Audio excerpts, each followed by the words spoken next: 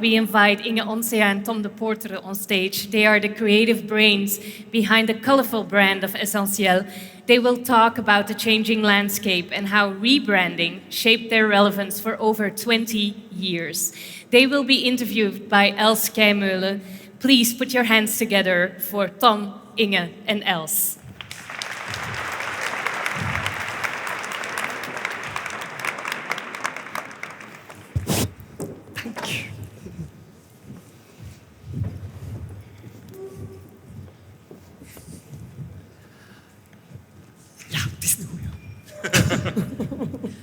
Tom, Inge, thank you for joining me here on this stage. And first off, I would like to say congratulations are in order because Essentiel turned 20 this year. Yes. It's a beautiful... Yeah!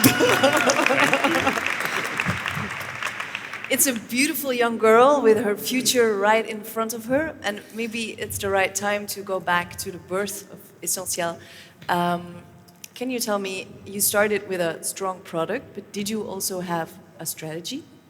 No strategy at all. Everything started as an accident. I think this is really a thing in my life and also in the business. We were like tourists and it was by accident. So no branding at all. We're talking about branding today, so we started with no branding. Yeah. You started with t-shirts, right? Yes. Yeah, we started in fact with 3 t-shirts in a lot of colors. You have to remember that it was end 90s when everything was black, white, a little bit of colors. It was the heyday of minimalism, so everything was really like... And then we came in fact with these t-shirts in 20 colors. And very, very fast, in fact, it grew into, I think 1 year later, we had a collection of 200 pieces with a lot of colors. So we really stood out at that moment. It was this blast of colors and different prints that was really our DNA at that time, but no branding at all. No. Big accident. Everything by accident. So the success came quickly and took you maybe a little bit by surprise. 1 year after the launch of Essentiel, there was already a concept store, the flagship in Antwerp. Also by accident? Also by accident? What do you mean, why? No, it was in fact funny because the Horta building was built and it was a lottery. There were, I think, 6 or 7 stores and it was really a lottery and we went to the store and we got lucky. You won the lottery? We won the lottery. We had to pay the store. Cool. But there were a lot of people who wanted to have the store and we got the tickets to have the shop. So also by accident, in fact. Fantastic. Yeah. So Essentiel grew and grew, but then in 2005, 6 years after the launch, you came across a bit of a rough patch. Yeah, in fact, what happened is we started in our, with my husband and me, we started selling in our apartment. In fact, before I worked as a model, Esvan was already the commercial director of Mer du Nord in the time, another very big Belgian brand in that time. So we knew, in fact, a lot of wholesale clients in Belgium. I worked as a model at Max Mara and Thierry Mugler, so the high level, and he was in the medium market. So we had this access to a lot of clients who really bought us because they knew us and they were like, okay, let's do them a favor and buy these t-shirts. And these t-shirts at that moment were a big success. And then the client said, okay, why don't you make a print or why don't you make a pants? And it really went really quick. We also went to, at that moment, I think we started in 99, begin 2000, we went to the fair in Paris. And in fact, it's still the highlight of my career because at that moment, I realized, they don't buy our product because they know us, but because they liked it. So it went really quick, but with no structure at all. And then, of course, in 2005, after 5 years, you realize you really have a problem when you're not structured and you don't have a DNA and you don't have a real vision, which we didn't have at that moment. Suddenly there were agents who started selling us in France, in Scandinavian countries, and everybody had their input. And when you don't really have that strong DNA from the start, you start listening to everybody, you want to please everybody. Yeah. So the collection became very without a soul. It became, to please everybody, it became very large. And in the end customer didn't like it, we didn't like it, nobody liked it. So that's why we had to Make at a one point change. stop and say, what's happening? So what then were the first decisions you made to turn the ship around? Oh, I think first we didn't have a choice because we dropped really, and we also didn't have the feeling with our collection anymore. We were lost, and everybody was lost. So we said, okay, we need to have like a CEO coming. Yes, it's Because- crazy that at that point you still didn't have a CEO. No, After yeah. 6 years. And I really started as a model. Esfan is really a product man. Yeah. He can really see, okay, this is working and this is not working. And yeah, we had a good product and we had a demand. And in fact, we worked, okay, people asked us, in fact, what we did, we resolved solutions when there was a problem. Yeah. And when there was a demand, we gave it to the people, but there was no strategy. So we said, okay, we need a strategy. And I think what was really important, I quite remember our first CEO came, and the first meeting he said, what's your vision, mission, value? And we were like, what is he talking about? Or who are your competitors? Yeah, all questions that we never had the time or never stood still to ask us that question. And so there, what we did was we actually like stopped and say, who are we? What can we do? And that's how we started to question ourselves and learn the business. In and fact, learn the because business. you can make the right product, but if you don't have the business behind, it's not worth anything. So we really had to learn it by doing. In fact, So before it was all fun and games, and now it was Yeah. serious business. yes, became it more became serious. With a CEO and a Yes. structure and Yeah. financial reports that you had to, Yeah.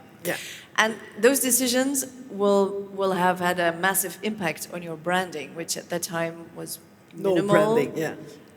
What was the impact on branding at that time? Yeah, I think the only branding at that moment was we opened after 1 year a shop, and that was the only thing that was our branding, because in a shop you can show the world of Essentiel, and that was the only thing that was clear for the customers. Okay, this is who Essentiel is.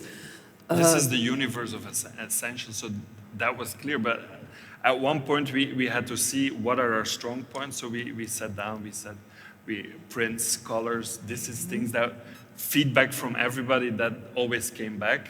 So yeah, and it was mainly from our own stores that we got the right feedback, Yes. in our opinion. Yeah, and I think, and that's what we talked about yesterday. I think it's really, really important to understand yourself before you can brand. We thought it was a very good line. Understand before you brand. True, true, good line. Understand before you brand. Yeah, but Yeah. it's like this, and we didn't understand who we were, who our customers was. So then you changed the name, because Yes, it was at yeah. this point that Essentiel became Essentiel Antwerp, Antwerp. yeah. Why is the extension Antwerp important? I think it's our roots. I Yeah. think we really wanted to have a rooted feeling, and by saying we're from Antwerp, we established our roots. At that point, we also wanted to be an international brand, but we wanted to show where were our roots, and I think that was for us very important, and that's why we added that in our logo. Yeah. Yeah, and I think everywhere you go in the world, Antwerp is associated by a very big fashion feeling. I think everybody in fashion knows Antwerp because of where Tom Yeah. went. I think The it's academy. the academy helps a lot as Yes. well. So, and I'm very chauvinistic about Antwerp. That's good. We like that.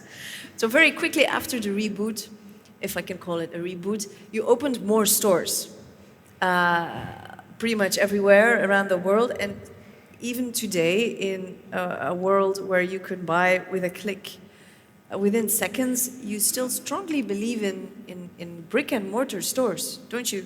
Yeah, I think it's a big branding point. I think it's really important to show, and if you see our shops, we also do all the interior. We have like the architects in the office who create all the furniture and all the moods, and I think it's really important. The same as showrooms. At a certain moment, we painted our showroom pink because we had a collaboration with the Pink Panther, and from that on, all the shops are pink. So I think it's really important to have their own shops as well. I think it's one of the big branding tools Yeah, still and for today. us, like a very good example for that was when we opened our shop in London. It was just a couple of months ago. Yeah, in March, I think, yeah. in March. Yeah. And before we had we were known in England, but since the opening of our store in London, our brand awareness in England has become much bigger. We see it in the sales online, we see it in the sales in the store, but Also in the English showroom, we yeah, see it that clients we see demand it. everywhere that a shop can have a very strong presence of the identity of the brand. So shops still work. Yes. Yes. That's great news. But What? I think you need both. I think Yes. a web shop as well. Yeah. We're getting there. You've always been, let's try it before, you do first and then you figure out, is it working? And you did it more or less the same approach with the web shop, which you opened. Yeah, we Rather jump before quickly. thinking. Yeah. Tell us something about that web shop and how you started, and did you have a plan, and did you... No plan as always, but yeah, we had a demand of the web shops. Yeah. I think we started in 2012 with the web shop, if I'm right. Yeah. You have it on your It's on my card. It's 2012. in 2012. Yeah, and there was a demand, and we just learned to do it. Yeah, we did it in the basement ourselves, with a white background, just taking pictures of all our clothes. And we didn't really think, we were just like doing the web shop. Of course, when you start doing it, there's problems coming, there's like new challenges coming. So again, we had to question ourselves, we had to say like... What are the new challenges as opposed to a physical store? But how to get people to your web stores, Yeah, and for also instance, the, a yeah, very and the big investment. one. And It's the a huge investment. Is it? Yeah. Yeah, it's a huge investment, and it took us, I think, 3 years to To get it up and running. up and running. But we see now that it's our biggest store, in fact. And Today? It's and it's exponentially growing the fastest every ever, year. yeah. Wow. The web shop opened the door to another very powerful branding tool, which is social media, because you said it, Tom, if you want to get people to your website, you need to reach them on the web. So you ventured into social media. But that was a fun part. Tell us Well, about actually, the fun part. that was the way we found, like, how can we get people to the web shop? And yeah, that was social media. And it was up and coming. I mean, It was Facebook in the beginning, mostly. I Facebook, guess. and then yeah. it was Instagram. But actually, we discovered really quickly that storytelling is very important, and there you can really show what kind of brand you are, what your identity of the brand is, and yeah, it quickly became clear that That was is one of the something we big, yeah, liked but it's to a do. tricky one Yeah, as well, it because is. I think if you use Instagram or social media, you have to be very aware that you have to be real. This is the most Yeah. important, because the end customer really feels very quickly if it's fake or not. So this That's is a one bit of a thing. contradiction, because Yeah. social media, in essence, it's not very real because there's all the filters. But you make an exception and you show yourself.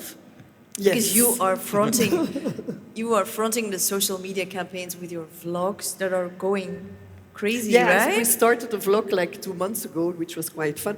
Yeah, I But- think people like to have a story, and they would like to see behind the brand, who's making the brand, who is the brand. And in all these years that we made a collection, in the beginning, if we made a collection, we really had to be very strict about what can we offer to the clients. And I mean, now there's no boundaries anymore. The world is open, so for the creative part, we can be much more creative. So now we're in the luxury position that if we make a collection, it's like, do I like it? Would I wear it? So this was, after all these years, really a very big statement that if we create something, is it something I would wear or my friends would wear? So suddenly, because I will wear it, I could be the front woman also of the brand. And I think as well for us what was important, because I mean we work with Inge daily, it was nice to show her energy and her passion that she puts in the brand daily, to show that to the people, because I think it's a contagious thing, and that's why we energy is contagious. The energy is Yes. contagious, and that's why we decided, like, let's do something fun that's within our like world, and bring Inge more to the front. Yeah, and it's not only me, it's the people around me. If we see, for example, if before we had our marketing budget went out to the campaigns. Yes, I was gonna. Yeah. I'm coming to that. Yeah, and if we put like the most beautiful pictures made by a fantastic photographer, what we did for a long time, and what we really liked, if we put that on Instagram, we had a lot of likes, but then the picture with me and my friends on the marketplace had like 10 times as much as likes. So that was a thing that we said at a certain moment, okay, it's changing. So people like crazy. realness, in fact. And So- that was really important So for your us to budgets follow. have obviously shifted from classic advertising to more online and social campaigns and Yeah, and, Yeah. and more for our it's more own content that we Yes. have in hand, that we post on our social media, and make it more real and more spontaneous, because it Yes. fits our brand really well. And we thought, we think that is now really for us, a good tool to do it like that. Okay. So Inge, you're on the internet and on Instagram for Essentiel, and we all know that on internet things escalate really quickly. If you have a good product, you can put it everywhere, but bad news travels just as fast. And with the rise of accounts like Diet Prada and things like that, who look to the accounts and search for minimal mistakes, do you have anyone keeping you saying, Inge, stop, you cannot say that? Do you have a panel of judges? We have a panel of critics that... There is a panel. Is there a Yeah, panel? and I think it's really important because we live in a world that's quite open-minded, and sometimes you have to see if we're not going too Crossing far. it, But yeah. at the other way, I think it's really important to be also real. And I and know. I think like last month we had a big discussion because I started one, a big one. We started our vlog, and I was talking about colors, and it goes all spontaneous. There's no script. And at a certain moment, I talk about colors, and I go in my living room, and I said, "Oh, listen, my living room is also colorful." And I have this artwork, which is a vagina. It's also colorful, and I said, and even my vagina is colorful. And the whole marketing was like, Yeah. "Oh my God, this We could can not show that, show." and it's not done. And it's quite interesting, but at that moment, you're like confronted by how far can you Yes. go, and is this something And that how real can you be? and how real can you be? Because this is something I say in real life, but can we do this for the clients? And did you? Yeah, we did, Yeah, because we did. I thought it was important, like, it's feminine empowerment as well. And at the end, I had comments on the vlog, but it was more about my accent and not about my colorful Yeah, it was- vagina. yeah. So you didn't get any negative? No, in No, fact, not at no. all.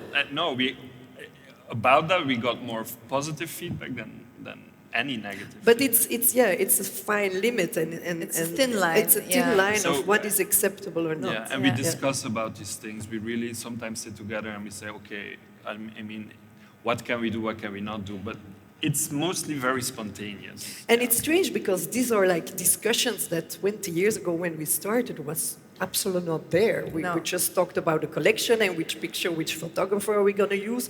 But so Yeah. it's so much more now in this. It's no longer just about the product. No. You have to No, create yeah. the whole world around it. At this point, you have over 900 points of sale, which is incredible. How do you keep your DNA strong with so many different types of customers, from Italy to South Korea, where you have a store? Do you create different collections for different markets? Do you have different stores, types of stores? We create, one collection for all the markets. But I think within our DNA, we make a collection that is quite big, and where everybody can pick what they like from it. Like, for instance, if you want to have a completely black Essentiel collection in your store, you can pick that. We have that option. We don't show that in our own stores, but there is, within the DNA, there is different options for everything. So I think there is where, in different cultures or in different countries, people can find what for them can work. Yeah, and that's also something that changed. Yeah. If 20 years ago we really created a collection and we said, okay, this is for the Dutch market, this is for the Italian market, this is for the Russian market, but it's not like this anymore because of all those social media, there's no hoe die grenzen? Limits, They're boundaries. Boundaries anymore. We live in one big world now in fashion. But it even goes further than that because, for instance, if we had a print, before we had to do the commercial dress for the all-round lady, then we could do a more fashion dress. We had to really balance within one print group, for instance, different type of dresses. clients, and now we You don't stopped do doing that that? anymore. Yeah, it's no. very funny. We always says, okay, if we started a long time ago, if we started and we wanted to do something more fashion, then we said, okay, let's make the cherry on the cake. But now the evolution is that we have a cherry pie now. Yeah. In fact, it's just those very fashionable, strong pieces that are the best sellers. And I think honestly, there's not a woman linked with of a country anymore. I think No. it opened completely. There's an Essentiel Antwerp and it makes us person for us. everywhere. And It's when we more make, a state of mind thing, I think, than a and person. it's easier Yeah. to create a collection. Yeah. It's And a luxury. Your stores are the same everywhere. Yeah. They're pink and they're Yeah. plushy and Yes. they're everywhere. Yeah, Yes. everywhere. And also, for example, we do the merchandise every 2 weeks in a labo, and then all over the world, the shops have the same merchandising. That I learned at Max Mara, which was very, very Good. upfront. in Good that. lessons. Yeah. Over the years, obviously, Essentiel Antwerp has grown and grown, but the size of your collections have become smaller. Only last week or this week, you communicated that you will be canceling the men's line. The man, yeah. You also canceled a long time ago the children's line. You have less collections per year. Why? Why is that? Yeah, for the men it was really clear. I think for the men, if we started men, I think 15 years ago, if after 15 years your turnover is only 10% of the turnover of Essential, then the choice is easily made. But for me, the most important reason why the men was more difficult is because just of the branding. It was very difficult to get the same image as women to the men, and that was one of the reasons. It was not... Because our women's line has a really strong image, really colorful. It was very difficult to get the men to that, I mean... That Men level. still To that aren't level, ready for no. colorful And prints, yeah. no. Not in our price range and not in our commercial vision. And I think the collections became smaller because we understood ourselves also much more. In the beginning, you try out and you think, let's do a little bit more. But now, if we create a collection, it's very clear what we want. So you can create less, in fact. It's more It's focused very- since yes, before. you're very, But you have created more and more accessories. The accessories have gained importance, right? Yeah, that was in fact when we went down in 2005. We said like, okay, what can we do to not grow old with our customers? And with accessories, they're more accessible. They were more for the younger people, and we tried to have this young client there, and it was because of the accessories that it really worked as well. Good. So we're 20 years on. What do you think is the biggest challenge for the future? Because you've been able to adapt organically. You've always taken risks. You've nicely evolved into, the online world. But what do you think is going to be the next big change in fashion? I think what is a challenge is to stay relevant now, to get the people coming to your stores still, like the clients that we had, the new clients. I think that is very important to remain relevant. And how are you going to? Yeah, I think it's for us. It's quite. We have the big advantage that we have our own stores. That's like load of information is there. Tom and me, we're creating, but every Monday morning we're sitting together and we look at the statistics of what is selling and what is not selling. So it's really, it's not only creativity, but it's also the statistics and the business that are linked. And I think you have to question yourself. And Esfan is really good in questioning us every week. So I think it's important to we making clothes, but we're having a business, and this business side is as much as important as the creativity. Yeah. But Essentiel Antwerp is very much ready for the future and for what is to come. We're still not bored. If you were to launch Essentiel Antwerp today, in this ever-changing world, what would you do differently? I don't think I would do it differently. I think all these downs are as much important as the ups, and I think it's like a process to success. It's not there, and I think in branding, especially, it's an evolution. It's really difficult. I think maybe now it's more easy to create a branding first and then to a collection. But 20 years ago, it was not at all like this. So yeah, Branding it wasn't even a real word yeah, back then. yes. So no, I wouldn't do anything. You would do anything different? No. No regrets? No, But I think. Yeah. you learn from the mistakes you make, and and you learn really valuable lessons from that. So, Yeah, I think the only thing now, because it's really important, is the sustainability. If I Yeah. would start a collection now, it would be from the start sustainable, which in our case is really difficult because our business structure is not built on this sustainability. No. So we work already on this for 2 years, and it's a very slow progress because you have to adapt everything you do.